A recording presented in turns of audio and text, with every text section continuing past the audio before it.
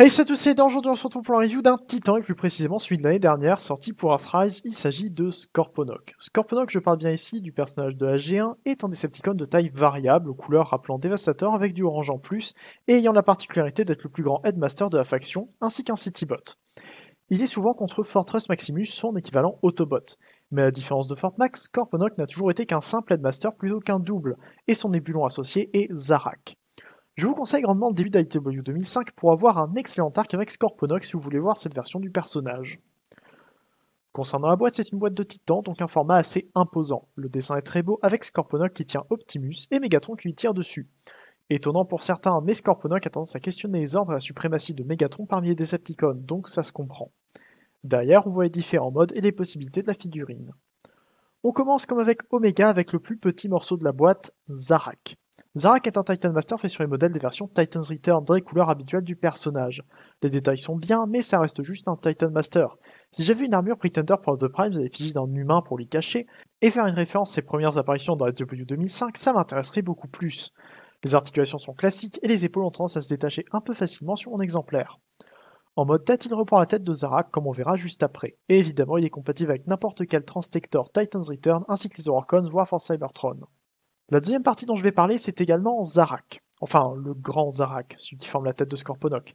À savoir qu'ils ne sont jamais nommés tous les deux Zarak en même temps, mais on peut trouver leurs noms individuels dans différentes instructions. Ce qui rend la compréhension un peu difficile. Zarak est-il le Titan Master? Mais dans ce cas, qui est le Transtector? C'est un problème de passer Scorponok en double Headmaster, mais ça reste une simple considération dans l'univers. Une solution est de dire que Scorponok est simplement associé à Zarak, le Titan Master. La tête de Scorponok peut juste s'enlever pour accéder à Zarak ou donner une armure au Titan Master. Mais passons. Zarak ici est magnifique. Son torse est grand et parfaitement représentatif de son apparence dans le cartoon G1 et la tête est tout aussi réussie. Il a certes des panneaux sur les côtés des bras, mais c'est pour le mode alternatif. Pareil pour les cornes oranges sur les côtés qui peuvent d'ailleurs s'enlever et sont sur peg 5 mm. Elles s'attachent dans le dos qui est d'ailleurs composé de deux pièces dont une descend peut-être un peu trop bas. Pour le reste des détails, je les trouve très beaux. Les articulations de Zarak sont assez bonnes, la tête est un peu moins articulée que la majorité de Deluxe Titan's Return à cause des pièces sur les côtés qui l'empêchent de tourner entièrement. Les épaules vont vers l'avant, le haut et l'arrière sans problème, mais le mouvement vers l'extérieur est un peu plus limité à cause du keyboard du mode alternatif. Les bras tournent mais pas vers l'extérieur, toujours à cause de ces pièces. Et enfin, les coudes se plient entièrement grâce à la transformation. Le bassin est articulé, les jambes ne vont pas beaucoup vers l'arrière à cause des plaques dans le dos, les cuisses tournent et les genoux plient à angle droit. Les chevilles sont évidemment articulées comme sur tous les Warforce Cybertron de X+. On voit donc que ce sont les panneaux du mode alternatif qui gênent le plus les articulations. Mais sinon, ils restent aussi articulés que les Deluxe standards de la trilogie. Et ça fait qu'en tant que figurine seule, il est très réussi et agréable à manipuler, ce qui aurait pu ne pas être le cas pour passer une partie du budget sur Scorponok lui-même. Et avant de passer à Scorponok, regardons les accessoires avec lesquels il vient. On a déjà un effet de tir composé de 3 pièces que je trouve assez ridicule. Scorponok, qui est un titan, vient avec la moitié des effets de tir de Jetfire Siege, qui était vendu pour 2 tiers de son prix environ. J'aurais préféré peut-être des effets différents, ou au moins plus d'entre eux. En plus, le plastique fin et le rangement dans la boîte les ont tordus, ce qui donne des tirs assez étranges. On a ensuite 5 accessoires. 2 canons doubles, qui auraient eux aussi mérité d'être 2 fois plus nombreux, 2 pièces violettes avec de la peinture argentée qui était entièrement chromée sur le jouet G1, et une plaque avec de jolis détails de peinture et une pince articulée au bout. Ces accessoires serviront à plusieurs choses sur les différents modes. Et justement, le premier de ces modes est le mode base. Tout comme Scorponok G1, cette version a un mode base particulièrement large et imposant. C'est juste Scorponok allongé, les jambes écartées et les bras vers le haut, mais avec quelques détails qui rendent ce mode un peu plus pensé. J'ai déjà installé les accessoires sur ce mode avec le grand bouclier au centre sous la plaque pectorale de Scorponok et les canons attachés aux 2 autres plaques et placés devant les pinces. La rampe centrale du mode base reprend la forme particulière de sa version G1 qui devait permettre de lancer Fast Track à toute vitesse. Je n'ai d'ailleurs pas mentionné une seule fois dans la review de Fast Track sa ressemblance à Crawler, dont il pourrait faire un remold assez intéressant je pense. Scorponok possède 2 autres rampes sur les côtés. Elles sont terminées par des ports Airlock qui lui permettent de s'attacher à Omega, Skylynx, Astrotrain, Optimus Earthrise, Double Diver, Ironworks, Airwave, Hoist ou Fast Track, ainsi que les Battlemaster exclusifs à la gamme. De quoi faire de très grandes bases modulables. Pour revenir au centre de ce mode, on a une plaque grise sur laquelle le Titan Master Zarak peut être installé. Il est ainsi réellement aux commandes de cette immense base. La plaque grise en elle-même peut s'ouvrir et ranger le mode tête du grand Zarak et peut également s'accrocher au bouclier dans cette configuration, ce qui doit servir à quelque chose, mais je ne sais pas quoi. Ce mode base est bien, mais surtout il est énorme. Scorponok en robot est légèrement plus grand qu'Omega Supreme que j'ai déjà présenté, et contrairement à lui, il ne se sépare pas vraiment pour faire son mode base. Enfin, Scorponok n'a besoin que de se libérer de sa tête, alors que pour Omega, les ailes, le torse et les bras sont des pièces séparées du reste du corps. Et avec la configuration de Scorponok dans ce mode, il prend beaucoup de place. La quantité de détails est également assez bonne, mais peut-être pas aussi fine que pour les autres figurines plus petites. On a également quelques ports pour Titan Master disposés sur la base, dont deux juste devant la rampe centrale. Je ne pense pas avoir grand chose de plus à dire sur ce mode. Il est G1, donc c'est bien de l'avoir intégré, et il est surtout utile pour une petite armée de Micromaster. Mais les deux autres modes sont nettement plus impressionnants. Les transformations ne sont pas spécialement difficiles à réaliser, et c'est seule la taille de la figurine qui les rend plus compliquées à filmer. Manipuler des pièces si grandes est toujours agréable, et je préfère largement le transformer plutôt que transformer Omega. On commence donc par enlever les accessoires, puis on referme la plaque du torse. La rampe se détache assez facilement, mais il faut la tenir pour qu'elle ne s'enlève pas de son armature. Elle vient détachée dans la boîte et peut s'enlever facilement quand on essaie de la détacher de cette position. On peut ensuite refermer les rampes sur les côtés, puis des plaques qui formaient une sorte de sol devant le mode base.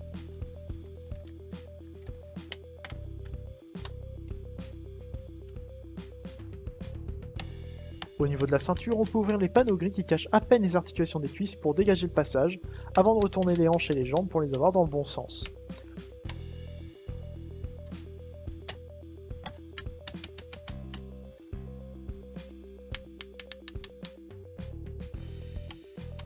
Les jambes se ramènent vers l'avant du mode base, puis les genoux se plient pour former le dessus du mode scorpion.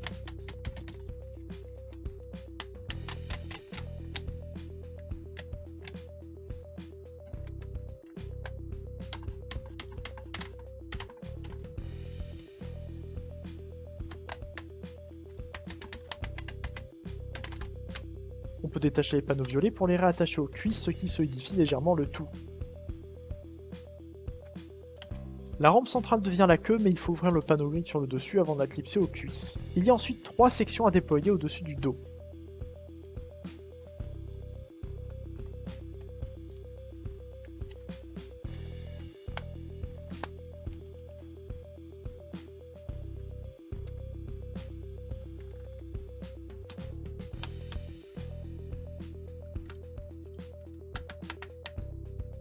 Plus qu'à positionner les bras et les pattes, et on peut maintenant transformer Zarak. Pour cela, il suffit de le replier sur lui-même, mais dans le bon ordre. On commence par les bras, puis on ouvre le torse et on replie les jambes vers l'avant. Les ports 5 mm sous les pieds se clipsent sous la plaque du torse. Plus qu'à refermer les épaules et ramener les plaques du dos à la bonne place pour former le dessus de la tête. Zarak se met alors simplement dans le coup du mode scorpion, et il n'y a pas besoin de laisser le Titan Master pour que ça tienne si vous voulez l'utiliser en même temps que ce mode. Il n'y a plus qu'à mettre les canons sur les épaules et les plaques violettes sur les côtés des pieds pour que Scorponok soit complet dans ce mode. Et Scorponok Earthrise a l'honneur d'avoir le plus grand mode alternatif animal qui soit dans la franchise, avec un scorpion de 60 cm de long. Et connaître sa longueur ne rend pas du tout compte du volume total qui ne se comprend que lorsqu'on l'a en main. Il est gigantesque et je le trouve très amusant dans ce mode, en plus d'avoir tout autant de détails qu'en mode base.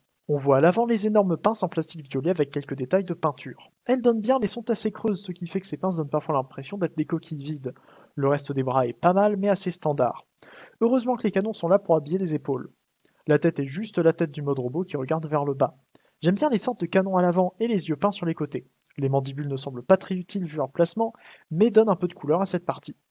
On a les pattes sur les côtés qui sont bien et tout aussi démesurées que le reste de ce mode. La première section est soudée par paire de pattes, puis les deux autres sont indépendantes. Je note quand même que même si les pattes ne tiennent pas le scorpion, il n'est pas non plus posé bêtement sur la table. On a 3 roues qui permettent de le faire avancer sans le faire glisser, ce qui est une bonne touche. Concernant le dos, on a le torse de Scorponok, un peu caché par ce qui deviendra ses pieds. Les jambes à cet endroit sont attendues pour ce mode, mais peut-être un peu trop volumineuses. On a quand même encore beaucoup de détails. J'aime bien les aérations à l'avant, c'est un point de transformation vers le mode robot qui s'explique pour libérer les rampes sous les pieds en mode base, mais que je trouve assez inattendu. Et enfin, on a la queue du mode scorpion. Je trouve que c'est le moins bon point de la figurine pour ce mode-ci, et peut-être même le plus gros défaut pour tous les modes. Je trouve la queue assez ridicule, surtout par rapport au volume des jambes et du corps. Ici, on a juste une queue en quelques segments qui se termine par un backpack d'effet de tir plutôt que par quelque chose qui aurait pu ressembler à un canon. Je ne demande pas un énorme symbole Decepticon comme la version McToys du personnage, mais un simple canon plus imposant aurait été mieux. On avait un port 5 mm pour mettre une arme à cet endroit, mais Scorponok n'a aucun fusil sur 5 mm qui pourrait se loger là. D'ailleurs, les simples pivots à friction rendraient l'ensemble instable.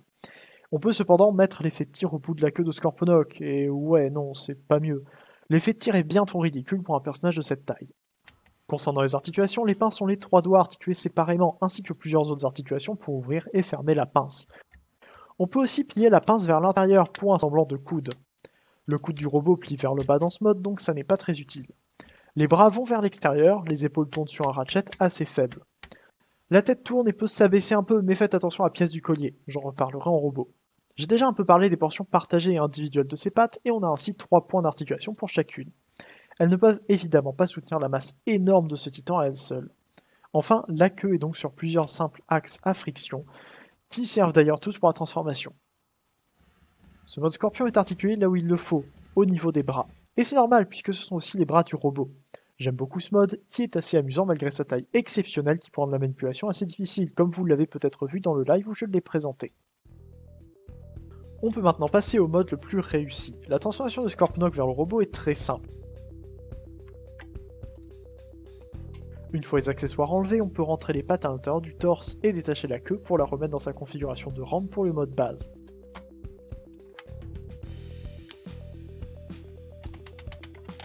Les plaques violettes sur les côtés des jambes se détachent pour pouvoir déplier les mollets en place.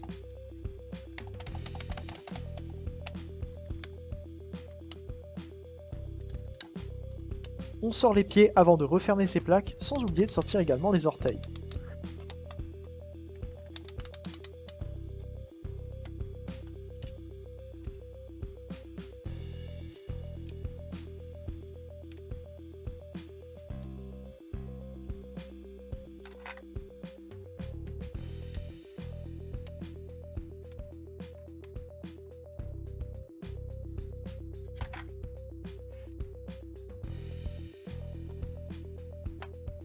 On peut alors retourner le torse et clipser la queue dans le dos.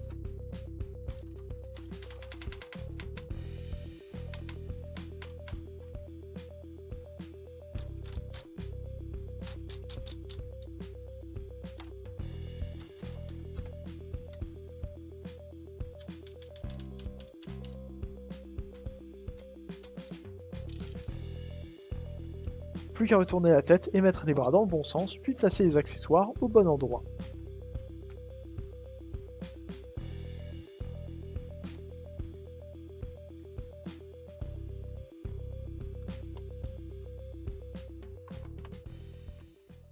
Le mode robot de Scorponok est une très grande réussite, et ça ne m'étonne pas qu'il soit réédité cette année, en plus d'avoir comme remake le premier titan vendu en select sous la forme de Black Zarak.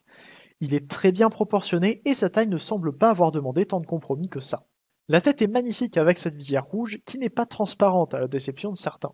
On peut cependant dévisser cette pièce pour révéler derrière des yeux vert peint que j'aime beaucoup moins. Le torse est très beau avec cet énorme logo Decepticon et tous ses détails. J'aime bien les sortes de réacteurs sur les flancs, un détail du jouet G1 qu'ils ont bien fait d'ajouter. Les cuisses me plaisent aussi, avec encore beaucoup de détails moulés et un peu de peinture. Mais surtout, j'aime ces tibias. Ils me font penser à ceux de Superion, et avec les bonnes couleurs, je trouve que ça se remarque encore plus. On a certes des ouvertures au-dessus des pieds, mais avec les panneaux arrière et les ratchets très solides des chevilles, ça ne m'inquiète pas le moins du monde. Concernant le dos, il est assez propre. Il faut dire que les deux autres modes ne sont vraiment que le robot dans une position particulière, et que seule la queue du scorpion est une pièce de keyball. On peut ranger le bouclier là où il était en mode scorpion. Mais ce n'est pas tout ce qu'on peut faire avec le bouclier. Après avoir attaché les pièces sur les côtés des jambes entre elles, on peut mettre la troisième pièce au bout pour faire un plus grand bouclier qui faisait partie des accessoires du Scorponok G1. La pince peut bouger un peu pour s'ouvrir et se fermer, mais est loin d'être assez solide pour tenir quoi que ce soit. Si vous voulez que Scorponok tienne quelque chose, il doit utiliser ses pinces. Il peut également utiliser son torse. Et oui, si on ouvre le torse de Scorponok, on voit le poste de pilotage du mode base, mais si on ouvre sa deuxième plaque, on voit les pattes qui passent très bien pour un broyeur dans lequel loge facilement une voiture Autobot de luxe. Très pratique pour disposer facilement du corps de ses ennemis. Concernant les articulations, Scorponok est non seulement bon, mais il est également bien plus agréable à manipuler qu'Omega Suprême. Je n'ai pas peur de bouger les ratchets qu'il a un peu partout pour le mettre dans des poses dynamiques malgré sa grande taille. La tête tourne entièrement et peut se baisser un peu. L'arrière de la tête se prend trop souvent dans la pièce du collier qui peut se détacher. C'est un point qui me dérange un peu, mais je préfère ça à de la casse. Les canons peuvent également bouger sur PEG 5 mm. Les épaules vont vers l'avant et l'arrière, mais les ratchets sont étonnamment faibles. Il peut tenir les bras vers l'avant, mais les crans sont bien moins prononcés que ce à quoi je m'attendais, et je ne sais pas si ça vient d'une cassure interne identique aux deux épaules ou si c'est d'origine. Les bras vont vers l'extérieur et les coudes plient bien. Les pinces sont articulées de la même manière qu'en mode scorpion. Le bassin tourne, et là encore de façon plus agréable que sur Omega. Les hanches vont vers l'avant et l'arrière ainsi que sur les côtés. Attention à ne pas utiliser trop les deux articulations en même temps, Les coins de la hanche peuvent taper sur le dessous de la ceinture. On a ensuite une rotation à la cuisse et un double genou assez difficile à remettre droit. Enfin, les pieds peuvent s'incliner pour porter au mieux la masse de tout le robot, sur des ratchets très bruyants. On ne peut pas ramener les pieds vers l'avant, même si on pourrait le penser avec des ratchets visibles. C'est bloqué pour que le poids de Scorponok tienne autant sur les ratchets que sur les plaques à l'arrière, pour qu'ils ne finissent pas par tomber à cause de ratchets trop usés. Et justement, comme ça, il ne tombera pas en tenant une autre figurine, comme par exemple Fast Track dans sa pince. Fast Track, comme je l'ai montré dans sa review dédiée, se transforme en lance pour Scorponok. La taille est assez bonne pour coller avec un titan, mais les deux gros problèmes sont la solidité globale du manche de la lance et le fait que Scorponok ne semble pas vouloir la tenir correctement.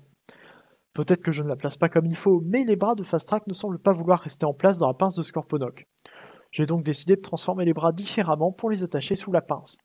Comme ça, Fast Track reste bien en place sans être vraiment tenu par Scorponok. Niveau taille, Scorponok s'approche plus d'Omega, le plus petit des titans au mode robot classique non combiner. Ces proportions n'ont cependant rien à voir, et Omega me semble moins bon depuis que j'ai Scorponok. Je crois donc que c'est tout ce que j'ai à dire sur Scorponok Earthrise, c'est un excellent titan bien meilleur qu'Omega. Il prend cependant beaucoup de place, donc il n'est pas pour toutes les collections, mais ça reste une pièce imposante qui ne souffre pas de sa taille. Il est agréable à manipuler grâce à des articulations généralement assez solides sans être trop difficile à faire bouger. Le mode base est bon, le mode scorpion est imposant et très amusant, et le mode robot donne toutes les possibilités d'une figurine de taille normale, mais en beaucoup plus grand. Et pour le double Headmaster, je trouve le gimmick bien exécuté, avec un Zarak de la taille d'un Deluxe et toutes les qualités de la classe. Le seul défaut sont les effets de tir qui ne sont pas assez nombreux. Je recommande donc Scorponok Earthrise, et la réédition de cette année permettra à ceux qui l'ont loupé la première fois de l'avoir peut-être plus facilement maintenant. Son Repaint Black Zarak s'annonce également comme étant excellent. N'hésitez pas à me dire ce que vous avez pensé de la review en commentaire, ainsi que ce que vous pensez de Scorponok. Rejoignez l'Arche pour pouvoir discuter de tout ce qui touche à la franchise, et abonnez-vous à ma chaîne pour ne pas louper les prochaines vidéos. On se retrouve bientôt, c'est Ider, fin de un jour, fin de un tour, et salut.